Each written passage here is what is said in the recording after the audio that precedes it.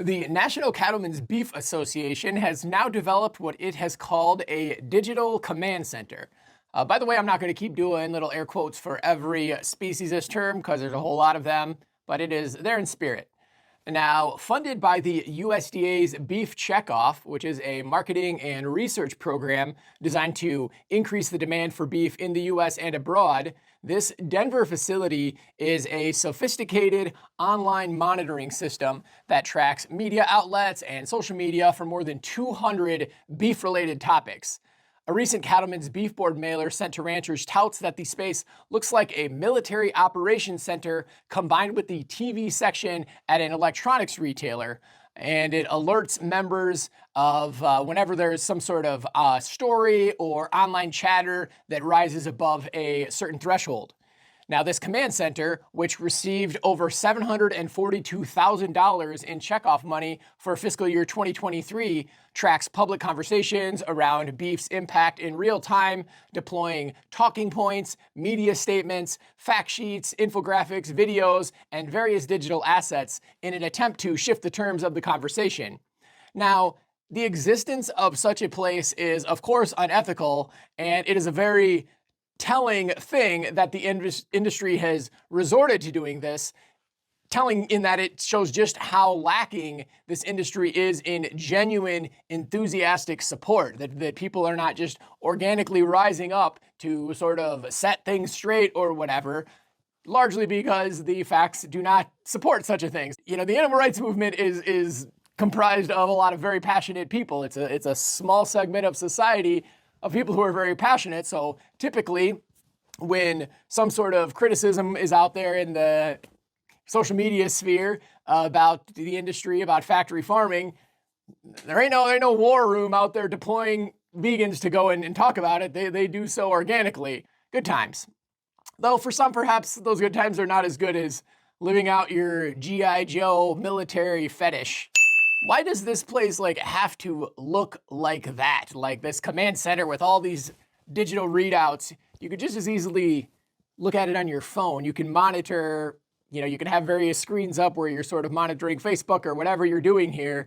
But I think that the person who would think that this place is wonderful is probably the person who's really excited about the prospects. Like, yeah, I'm really doing I'm basically fucking James Bond right here. Tango, Mango, Roger, 1, 2, 3. We got a code green. Earthling Ed just posted a cute video where he's cuddling with the cow on Facebook.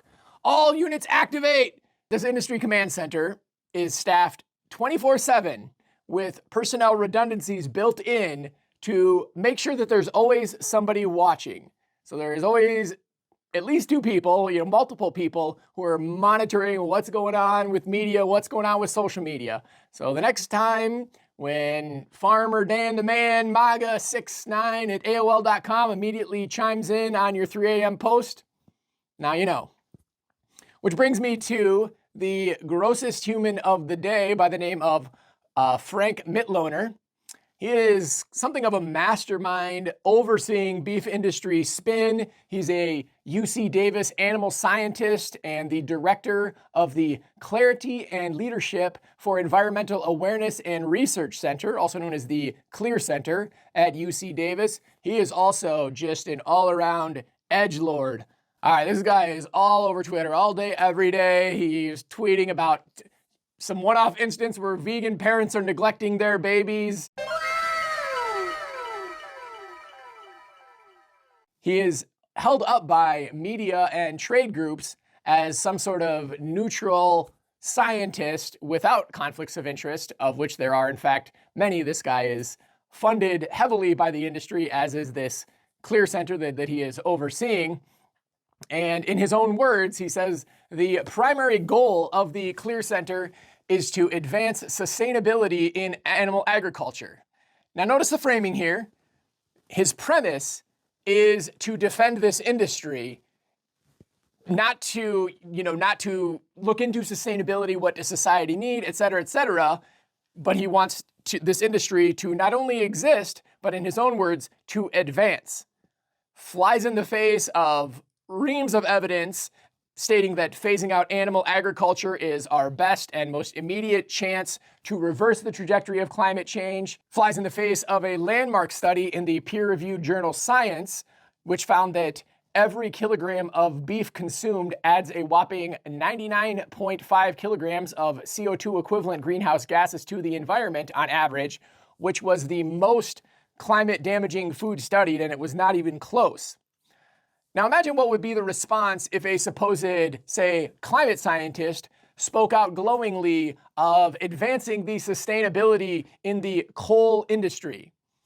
I think everybody knows, generally speaking, that somebody would look at such a person with, more than skepticism and see them for exactly what they are. I think that it's just the fact that the animal rights movement is not at the same place that the climate movement is, that a person such as himself can slip by and still retain whatever modicum of respectability. Here, not just from myself, but from Matthew Hayek, who is an assistant professor at New York University, and he studies agriculture's greenhouse gas emission impacts. He says, Frank Mitloehner doesn't echo industry talking points. He seems to create entire messaging strategies. Those messages are then echoed by trade groups multiple years afterward. He is then commended by the industry, including his funders, for broadcasting those messages across social media and to political groups. Only a fraction of the Clear Center's work seems focused on reducing the emission of methane. More broadly, the Clear Center creates industry-friendly messages to help fight off a wide range of proposals to tackle climate change. Those proposals include meat reduction, investments in alternative protein, and producer buyouts away from animal agriculture. Now, his position / their position diverge from climate expert consensus, and they cherry pick scientific findings to undermine just how drastic those proposals' mitigation potential actually is or could be. I want to play just a few clips of this guy from a recent podcast to highlight some of the gross tricks he pulls. Then we have people who are very anti-livestock, always have been, or anti-animal use in general. That would be the PETAs in the world, the HSUS and other animal activist organizations. And then there are also a large number of journalists who fall in these camps. And I would say 9 out of 10 journalists these days, when reporting about animal agriculture or the consumption of animal source foods, falls into some kind of anti-livestock camp. And in my opinion, that's not reflective of what the people want to hear or what people eat. But it represents a relatively small fringe. And that is not good, because what we really need to know is if 96 or more % of people want to eat animal source foods and won't stop it, won't change it, then the question remains, how can we produce that food with the least possible environmental footprint? So he talks about how 96% of people want to eat animals, as if it's something that's completely out of our hands. There's nothing we can do to change the consumption of animal products, as if government policy has nothing to do with the fact that the average American is consuming such massive amounts of animal products, as if government policy hasn't, well, for one, historically been very active in manifesting that reality, promoting animal agriculture and pushing it on the public via subsidies, which make it, artificially cheap to purchase animal products, via things like the school dairy programs. I know when I was growing up, it was milk at lunch and then milk when you had some sort of a break, recess type of thing. And those programs are actually mandated that they put milk front and center, and they're not allowed to make it convenient to go to another option. You actually need a doctor's note as a kid to request some sort of alternative, like as if it's a prescription medication. We got to be really careful, be real careful if kids drinking that almond milk. You just never know. You just never know. Those programs are completely glossing over the fact that 2/3 of the world, 2/3 of the people in the world are not able to properly digest dairy. So you need a doctor's note to do the thing that's not to get away from the thing that's already not particularly healthy for 2/3 of the world. But then again, those are just the non-white people, so, And he also glosses over the fact as if government policy isn't today actively engaged in that same sort of pushing of dairy, and as if government policy could not shift those preferences in ways that are more aligned with the public interest. As if, the fact that you go and can get a McDonald's Big Mac or whatever, McDonald's dollar menu is super cheap and some sort of salad is way more expensive. Like, would that not shift people's consumer choices, if those numbers were flipped, like, of course they would. Of fucking course they would. If someone is listening and they really want to make a difference, what can they do? Vote. Okay, I'm not kidding. tell me more. I'm not kidding you. One of the most important things that an individual can do is make sure that policy are enacted that really go into the direction of systemic change. Without systemic change, nothing will happen. Whether you eat a plant-based burger one day a week or twice a week, will not have any measurable impact. Even if, as a nation, we were to eat one of those things every week, we would still not have a measurable impact. So there's an important grain of truth here with what he's talking about, but he totally botches his conclusion. So the notion that individual behavior change is insufficient to create the kind of fundamental progress we need, he's very correct about that. He's right to say that the net environmental impact of individual people eating plant-based meats, doing meatless Mondays, going vegan, etc., is not particularly significant in and of itself in terms of the specific tangible outcomes related to those decisions, and particularly relative to the systemic political and geopolitical issues that we face with these powerful government and corporate entities that are doing this, and the power that we all have as individuals to do something about that. He's right that systemic change is what's needed, but what he apparently is absolutely oblivious to is his own complicity in that problem.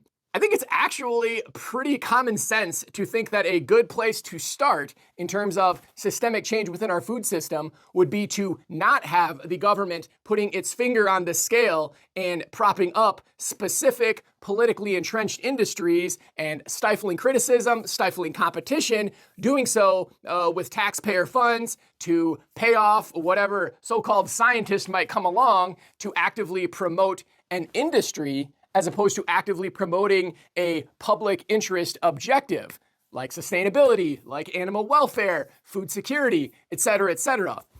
This system is as broken and corrupt as it could possibly be, and this guy is the living embodiment of it. Another of his rhetorical tricks has to do with the overall framing of his fundamental shtick, claiming that the farming of cows specifically is in some ways not as bad environmentally as we might think. And he only really speaks with specificity on that very narrow premise. And he does so with all sorts of misinformation, misdirection, self-citation, etc., with very little to speak on anything beyond the scope of that very point, talking about other damaging impacts of animal agriculture, animal welfare, antibiotic resistance, pandemic risk, exploitative labor, etc., nor talking about other animals that are being farmed in animal agriculture and the issues related to that. It's a way to implicitly defend all the impacts of animal agriculture wholesale, but without having to actually defend any of it. This really highlights the stark distinction between the genuine grassroots enthusiasm of the animal rights movement versus the propaganda campaigns of the industry, which are entirely reliant on significant funding. The bottom line is, ordinary people, they do consume animals, but they do not feel very good about it. They know, on some level, generally speaking, about the reality of what's happening to animals. They know that factory farms are destructive in all the ways that they're destructive. So they have their habits, they have their McDonald's dollar menu, and they go along and do that. But they certainly don't have anywhere near the passion to go about, on social media, defending it vigorously, this sort of thing. Pretty much, at the end of the day, you got really passionate animal rights people who are doing, in my view, the right thing for the right reasons.